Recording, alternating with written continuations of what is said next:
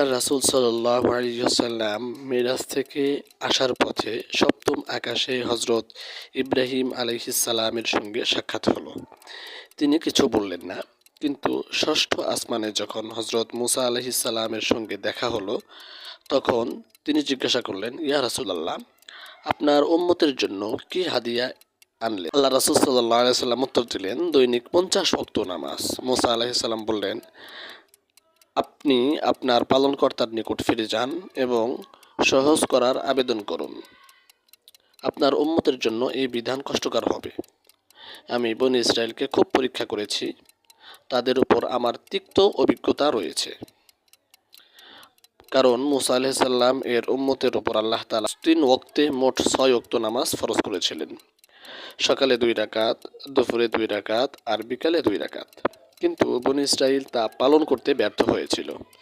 এটাই ছিল মুসা আলাইহিস সালামের অভিজ্ঞতার বিষয়।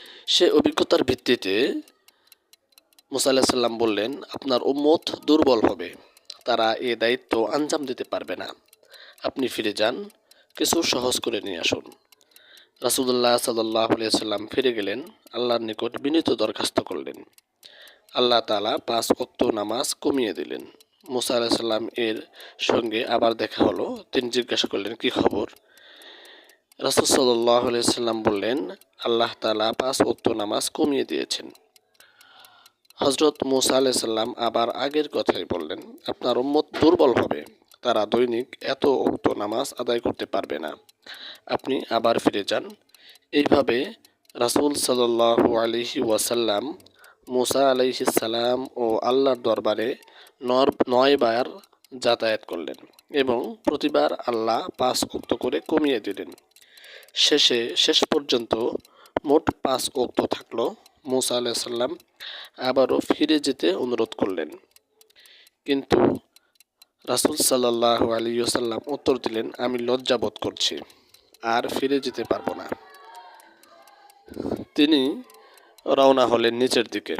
এ সময় গায়েবী আওয়াজ আসলো, মা ইউবাদদালুল কওলু লাদাইয়া ওয়া মা আনা বিযাল্লামিল লিল আবিদ। আমার কথায় পরিবর্তন হয় না, আমি বান্দার প্রতি জুলুম করি না।